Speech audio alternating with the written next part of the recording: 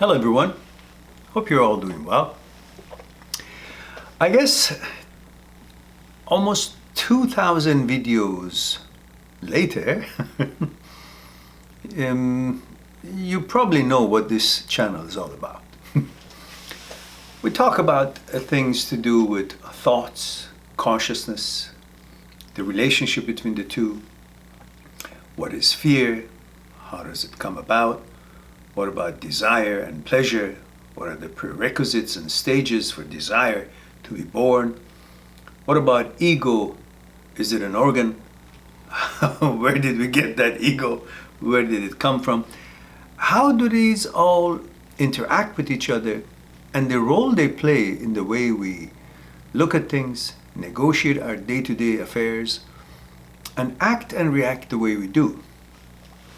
We also have over 1,000 videos on relationships, breakups, divorce, and the hardships, emotional hardships that we each have to deal with and have dealt with, and the ones who haven't, they will, don't worry.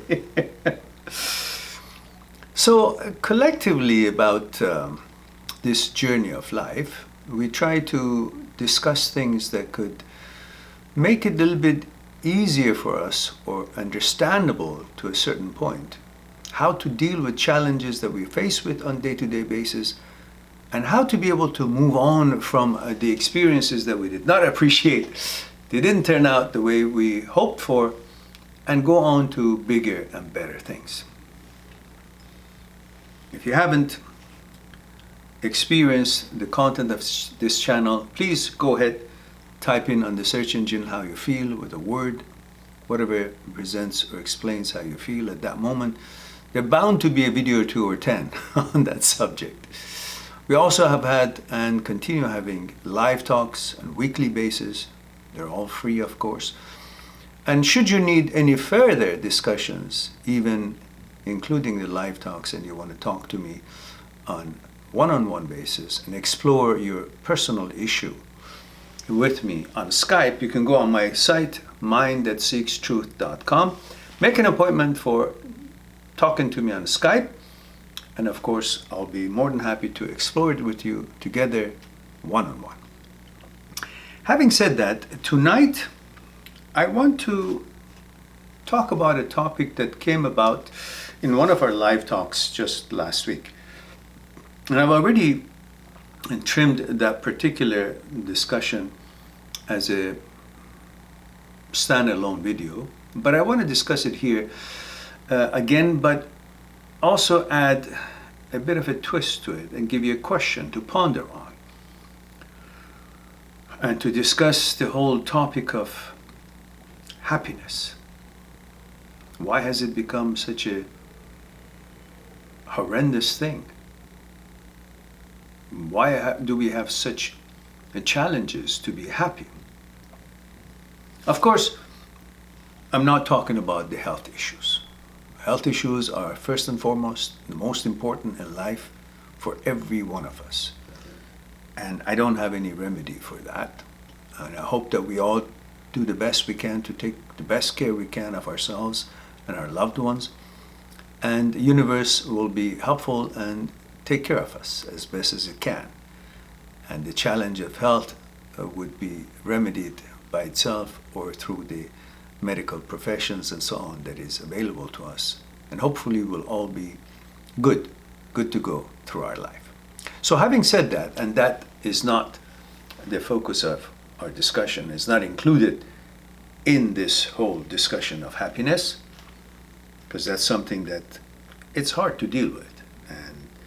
Not that easy to be happy when we are dealing with something horrendous. So, having said that, we want to be realistic. We want to talk about why we are not easily satisfied and happy in our daily life beyond the health challenges or topic. Why has it become such a competitive way, such a dilemma? Where and when did this simple concept of happiness that throughout history wasn't as difficult as it is today. It seems to me that in this day and age, happiness seems to have come to be a challenge, an anomaly, something that we have to try so hard to get it. Why? Why is it that we have to try so hard to be happy? Is it because happiness is more difficult, or is it because our consciousness in regards to what happiness is and how to achieve it has been changed and has been conditioned differently in the 20th and 21st century? So why don't we talk about that a little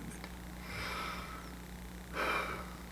First, let's focus on the idea of life being impermanent, the impermanency of life, which we don't seem to have recognized it.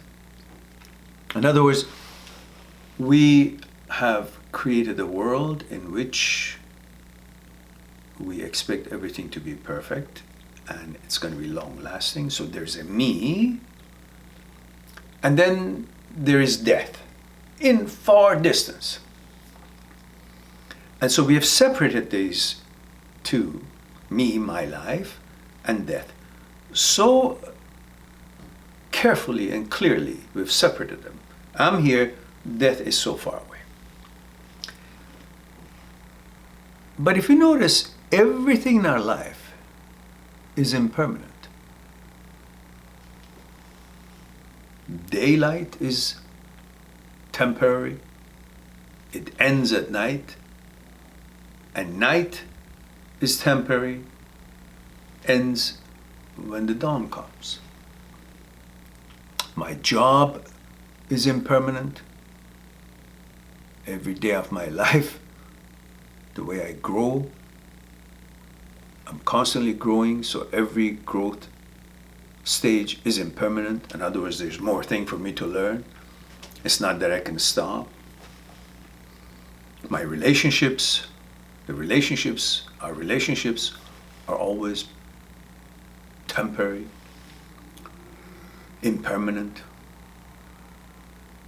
Health even is often impermanent. So why is it that we don't understand when everything in our life is impermanent, but yet we still expect life itself to be permanent, and we have created something to cause it or indicate it that it is or it can't be permanent? Again, we have created me here, my life, and death far away.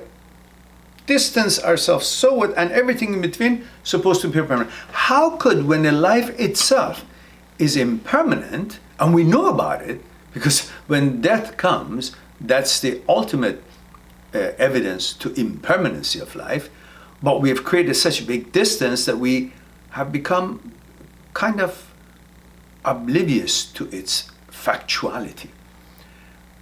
And we don't focus on the fact that how come the whole life itself is impermanent? Well, we expect everything else in it that we are experiencing it in this journey of life should be permanent. And if it's not, we're unhappy. Relationship is part of life. Life itself is impermanent, but we expect relationship to be permanent. And if it's not, unhappy. Jobs can come and go. Economic situations affected and so on. We get let go or hired or fired, but we can't understand it. And it's a cause for us to be very unhappy. Of course, because we need the job to make money, to put food on the table, and so on and so forth. But everything is in its natural way, natural course, is impermanent. But that fact, the truth of life, impermanency, is the cause and reason for us to expect something different than what it is and be unhappy because of how life is, instead of facing it and understanding it. That's the nature of life. Everything in it is impermanent. Yet that has come to be the reason for us not to be happy. And for happiness, we need permanence. We need a relationship to be permanent, total loyalty, total faithfulness, total understanding, total compatibility. No divisions or conflicts is expected. Our job should be always there, expecting it to be perfectly protected, safe. Food, the amount of it, the fun, the pleasure, everything has to be constantly continuing on that, what we expect.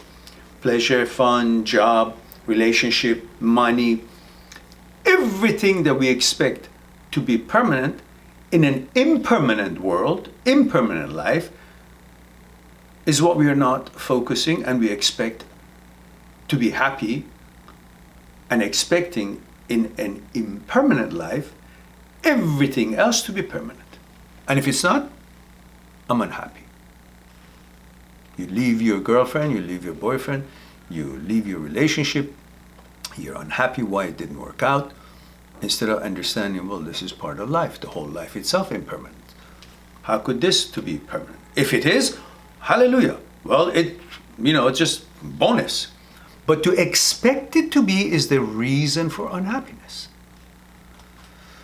So I'm trying to ask you to accept the fact that this whole journey of life is an impermanent journey, at least to the point of death, which is where we will enter into a different form of being, which we are not aware of, and we will probably know when that comes. Because the reason that everything is ending, it's necessary for continuation of new beginning. Nothing new can start if nothing ends. And when something ends, well, it's because it's a dawn of something new. And until that previous thing ends, we cannot enter into a bigger and better things. A new opportunity, a new dawn, a new reason for excitement, a new reason for accomplishment, a new reason to learn something. You finish your school, you're ready to learn something new. You finish this relationship, there is a chance for a new relationship.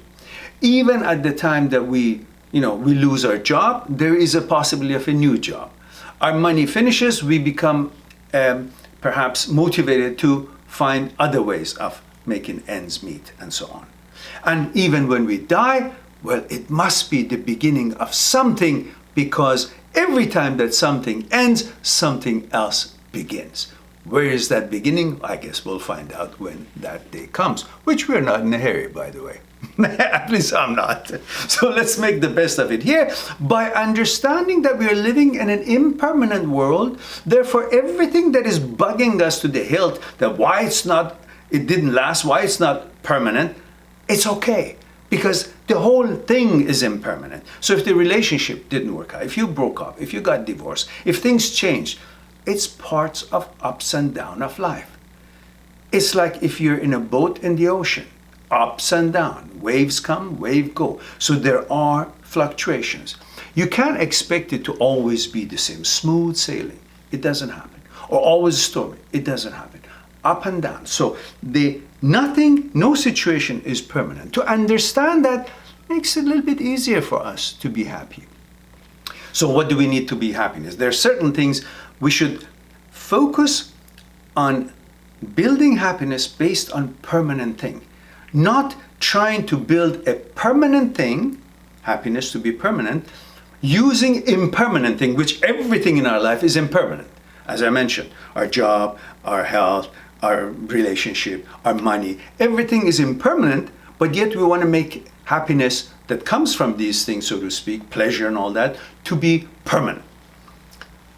It's like trying to build a solid structure, a house, a building, using all, cardboards and things that are not really lasting long.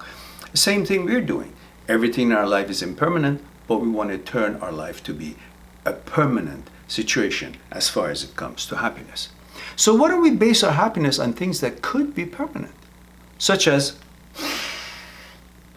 breathing. As far as we know, that can happen all the time. It doesn't stop. And so I wake up and say, thank God, I can breathe. I have something to drink. That's usually easy to find. Close to permanent.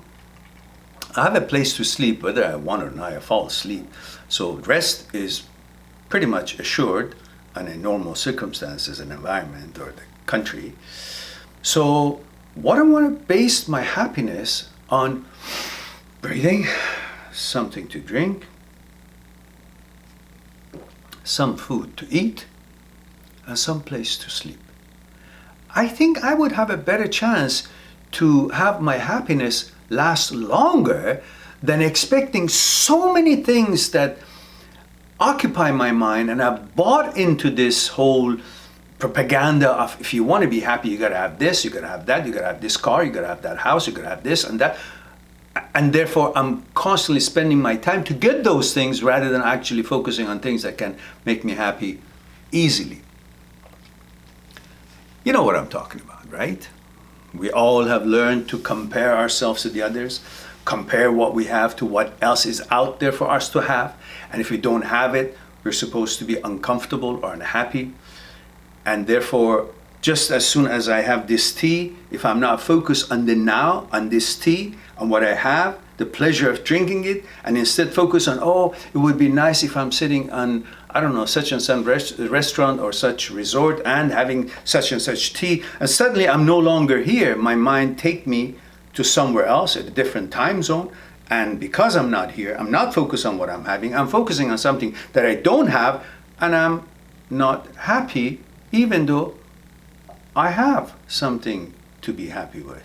Yet my mind, having been conditioned to compare what I don't have or what I do have, or what others have, what I don't have, that condition has messed up my system of natural happiness by most simplest things. So why don't we focus on things that could be pretty much permanent: breathing, drinking something, eating something, sleeping, basics of life, and build our happiness on these things that are abundantly available, pretty much in normal circumstances, and not be focused on the things that we don't have, and not try to build a permanent situation out of it. Temporary material that we are accustomed and being conditioned to think that's how we should go through life. So I hope that would be something for you to think about and be able to understand that if you accept the fact that everything is temporary, then that breakup, that relationship that didn't work out, is also okay if it didn't work out. Is part of the whole scheme of life, which everything in it is temporary. So being involved in an impermanent relationship and not having it continue forever and ever, and suddenly not working and not there anymore, it's okay. So we can still go on and find bigger and better things. Hope that would be something for you to think about, to ponder, make your life a little bit easier, and make this moving on business to bigger and better things. And thinking about the ending of this, whatever it was, it's a beginning of something else. You just continue on until you come to that juncture, which you will find and see that new beginning. Be good to yourself, and I'll talk to you soon.